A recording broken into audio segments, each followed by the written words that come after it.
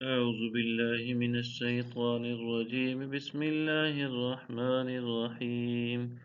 شهد الله أنه لا إله إلا هو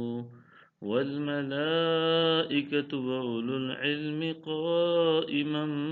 بالقسط لا إله إلا هو العزيز الحكيم۔ اللہ نے اس بات پر گواہی دی کہ اس کے سوا کوئی لائق عبادت نہیں، اور فرشتوں نے اور علم والوں نے بھی، کہ وہ ہر تدبیر عدل کے ساتھ فرمانے والا ہے، اس کے سوا کوئی لائق پرستش نہیں، وہی غالب حکمت والا ہے۔ ان الدین عند اللہ الاسلام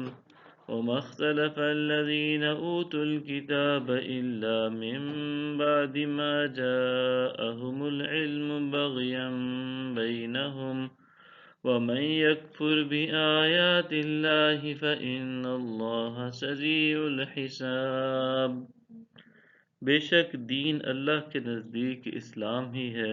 اور اہل کتاب نے جو اپنے پاس علم آ جانے کے بعد اختلاف کیا، وہ صرف باہمی حسد و عناد کے باعث تھا،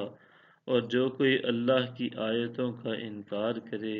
تو بے شک اللہ حساب میں جلدی فرمانے والا ہے۔ فَإِنْ حَاجُّوكَ فَقُلْ أَسْلَمْتُ وَجْهِيَ لِلَّهِ وَمَنِ اتَّبَعَنِ وَقُلْ لِلَّذِينَ أُوتُوا الْكِتَابَ وَالْأُمِّيِّينَ أَسْلَمْتُمْ فَإِنْ أَسْلَمُوا فَقَدِ اهْتَدَوْا وَإِنْ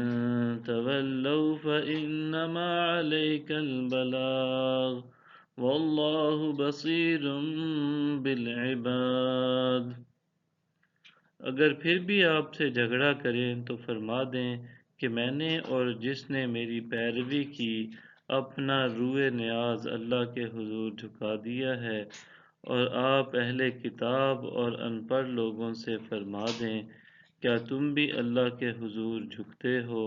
پھر اگر وہ فرما برداری اختیار کر لیں تو وہ حقیقتاً ہدایت پا گئے، اور اگر منہ پھیر لیں تو آپ کے ذمہ فقط حکم پہنچا دینا ہی ہے، اور اللہ بندوں کو خوب دیکھنے والا ہے۔ ان الذين يكفرون بآيات الله ويقتلون النبيين بغير حق، بے شک جو لوگ اللہ کی آیتوں کا انکار کرتے ہیں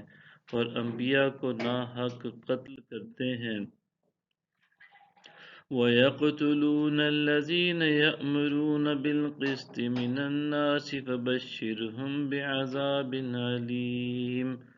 اور لوگوں میں سے بھی انہیں قتل کرتے ہیں جو عدل و انصاف کا حکم دیتے ہیں، سو آپ انہیں دردناک عذاب کی خبر سنا دیں۔